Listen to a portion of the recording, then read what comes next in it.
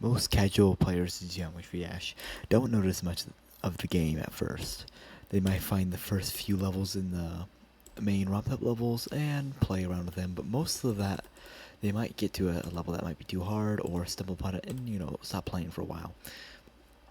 But once a player moves forward with the ramp-up levels, maybe completing most of the normal face or even the harder face ones, they'll definitely start to branch out and discover online levels. Not just in the past, but now today's new standard of levels. There's a lot bigger difference of branches you can head out to. A new player to the game might be a little confused with some of the new additions. There are so many. There are now one, two, three. There are now 15 tabs on the page right now, and 3 of them don't work currently, but will soon. Which means that there will be a lot of different ways a player can go, especially at the start once you unlock online levels on World, or you get them automatically on the regular version. Once a player ventures far enough into beating harder levels, they'll discover a very iconic symbol of the game: demons. Demons are known to be one of the most common factors to judge a player's skill by, because they're what defines how far you can go with a game. Most casual players don't really expand much on demons, maybe beat a few, but don't focus too much on them. Or if you're a creator, you don't focus too much on demons. However, demons are a big factor. It's almost like a token of how good you are at the game. For example, if someone says they beat their hardest is an easy demon, and the other person says their hardest is a hard demon, then most likely that player is going to be 10 times better than the other one. So that token of it gives a outline of how good a player is just by if they beat a demon or the hardest demon. But many players struggle to find the proper path of the game and don't know how to go about getting to the first demon. And that's what I'm going to answer today. Now, I'm not the most qualified person. My hardest is the hard demon. However, I would say that after beating 144 demons, that I have a pretty good understanding of how a player can attempt their first easy demon. And that is, or demon at all, that is the branch. That is the start of the journey to beating harder and harder levels, and maybe lifts levels and further and beyond. It's just by claiming your first demon. That is the big achievement that many look forward to. Once they discover what demons really are, then they will think that, well, how do I finish my first demon? Now, some players are, we're going to start with some basic tips first. Some players try to jump to demons too fast, at least beat 10 raw pub levels. Which of which you're going to want to do are the first 7 levels for sure. One of the insane rated levels from before 2.0, X-Step, Clutterfunk, any of those, and then and then 2 of the insane rated levels from after 2.0, so Finger Dash or Dash. You do both of those, and you'll have a good understanding, and you'll have to be very prepared. You can do more than that, maybe a little less if you're feeling confident, but it's a good starting base to at least get there. Maybe Theory of Everything and Ultimate Adventure, somewhere around there. Once you beat those, you're ready to conquer your first demon. Now, throughout different videos, I will discuss different easy demons you can use, or demons at all. Maybe a medium demon that could be your first demon. But for now, let's start with common tips. The first tip of specific is going to be practicing levels. So most people look over practicing mode. I looked over it for quite some time. It took me like half a year until I actually started committing to the game to learn how to practice properly, but you do need to learn really quickly. Let's take an example. Let's go to an easy demon in the recent easy demon. Take off the Mythic filter. If you go to here, we can go to X. So I have not beat X yet. I guess I was working on it, but I had not started it. I had not finished it, I mean. So here with X, most people, especially players who are looking to beat their first demon or even have beaten multiple demons, still refuse to do this. They go into checkpoints. They leave auto checkpoints on. Now, auto checkpoints can be helpful once in a great while if you're an experienced player, but very rarely are they ever. Maybe once in a while they might come in handy sometime. But see, with auto checkpoints, does not let you actually practice level. You just get to see what the level's like, and maybe get good at a few jumps. Other than that, auto checkpoints do not help with much at all. I know this level pretty well. That's why auto checkpoints help. But see that portal transition right there that I'm different with, I will not. I've not gotten much help with that right now.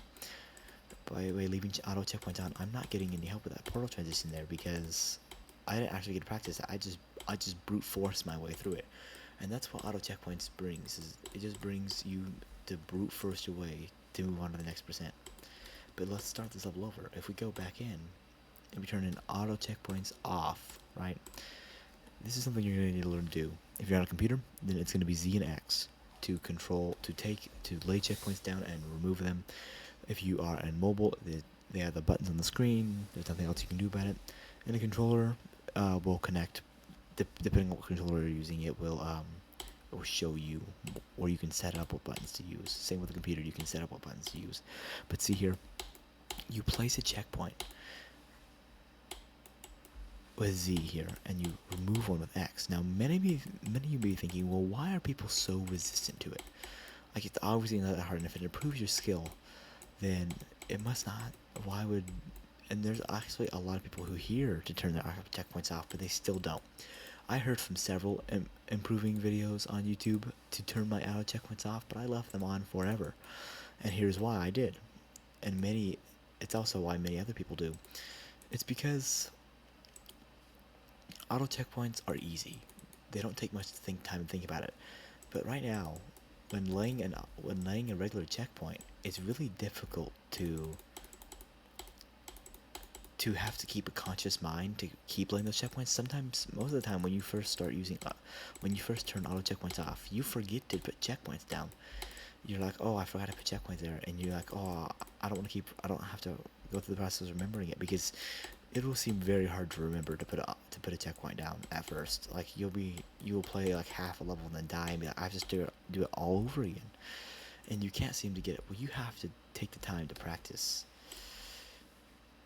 laying auto checkpoints. It will be very helpful for you in the long run. That is the main reason people do not turn off auto checkpoints sooner, because once they do, they realize how hard it begins. But once you get the hang of it, it makes it so much easier to practice levels.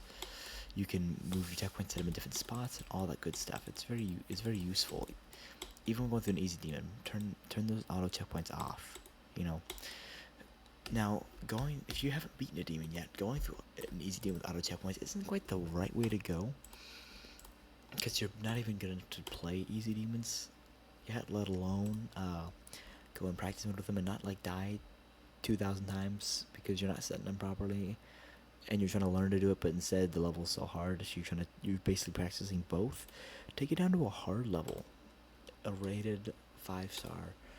If you take it down to something like a rated 5-star, press the checkpoint button, then you won't die. You're not going to have to worry about your skill of the level, because if you've beaten, like I mentioned, a couple insane levels, the 5-star, especially if it's one you have beaten, should not be that hard to manage with. A great example is when it is Outer Space. This level, Outer Space, I'm trying to get the coin right now, and you see my auto checkpoints are letting me practice it over and over again to collect it. But if I had auto checkpoints on, then I would not be able to collect it, and I would just kind of move on, right? And the ship, another reason with auto checkpoints is so terrible is most of the time auto checkpoints are placed in the most terrible places, because it's an AI generated, and the AI is not very advanced, so it can be very annoying when using auto checkpoints. Not only does it hurt you, but it's also annoying. But as you can see here, most of the time you don't have to worry about the skill on the level, because the level is very easy, especially if you choose an easy level that you know how to play. But then you can just get into the hang of, oh, I gotta put a checkpoint here, and then, oh wait, I should probably put a checkpoint right before the next game mode change, so it's even checkpoint balance, right? So put one right before here, or right here. You don't want to put it too far back, because you have to wait the whole time there, and that's just boring. No one wants to do that, right? Now see, I gotta practice this portal transition right there, because sometimes that can be hard for people, especially in easy demon. There are hard transitions, so you put one right before transition to practice it. But with auto checkpoints, it just puts as many as it can without spamming them all over the place. So that's why that's the first tip is to really cut down with auto checkpoint use. It's okay to use it once in a while, but really get out of the habit.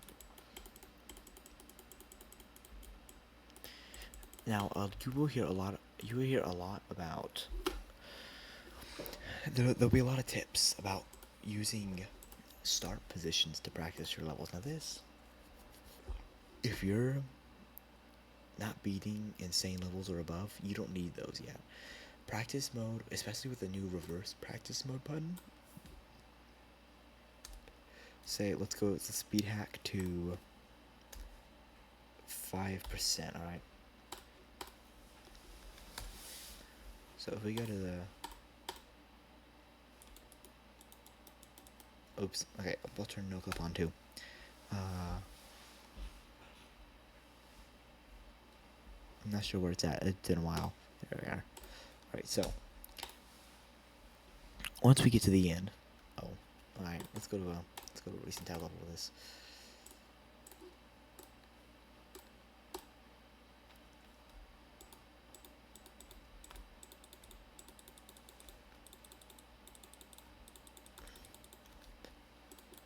Either way, let's see here. There we go.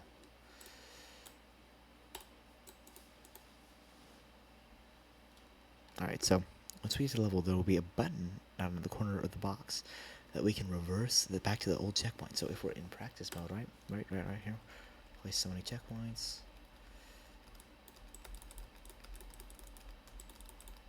So if we go back, we can go back into the level and actually practice it again. Now, obviously, it's too fast to like remove checkpoints. I mean, it's not even that fast. See, like this. See, and we can go all the way back to the last checkpoint we placed. So it can be very helpful to do that. You can use that instead of doing what people tell you with the start position. Don't do that till you get to Insane Demon. When you get to Insane Demon, it's very useful. But for right now, the auto checkpoints, not auto checkpoints, the checkpoints in game without start positions will be very useful, and you don't need any of the extra fluff. So another way to beat your first demon is pick the right one. Now, like I said, I will have many videos showing various amounts of easy demons that you can pick up and use, but don't just do any demon you hear, any demon you click, because there's a lot of easy demons that are really tough, and it won't hurt you. But if you want to get to your first demon faster, it's a good chance that you wanna pick the right demon, and don't go too early. Don't wait too long to pick your first easy demon. It can be very scary for people to move on to an easy demon and they don't want to try hard enough. But you need to find the right timing when you feel like it's right. Once you completed enough levels beforehand, go for it. It's going to be a challenge. You don't want to complete all the insane levels in the game until you feel like you're ready to do an easy demon. No, you want to make sure that you are ready, but not over prepared, because if you over prepare yourself for an easy demon, then you're gonna spend too much time, which is what I did with for medium demons. I currently have 84 easy demons, but yet for just normal mode, and yet I don't have 3 hard demons because I was so comfortable in easy demon. I never give a challenge. So you don't want to stay in the same boat forever, but you don't want to go too far ahead. So here's the third tip. Do not do the main demons first. You can if you want, if you're really ambitious to, but I would not suggest. There's no easy demons in this section. There's plenty of good places to start. I did not complete Nightmare or Lightning Lord for my first demon. I did with something harder, but even that level is way easier than these 2 levels. Yes, most of the easy demons out there have a lot of mechanics you haven't learned yet, especially if you haven't played all the levels of Robtop's 22 levels. However, these demons, especially Club Step, in my opinion, are very hard for easy demons. They're all easy demons, but they are difficult. You have a lot of memory and Theory of Everything 2 and Deadlocked. You have very tough ship skill and UFO skill and Club Step. So I would not suggest doing that. However, I would complete these demons as fast as possible. So I would complete one, maybe two easy demons in online levels, and then go straight to beating all three of these. And once you do that, I would take your time to make sure all these levels are complete in here, so that once you complete all those levels, you have all the mechanic knowledge you need to move on from easy demon, and that at that point you're ready to move on to a medium demon.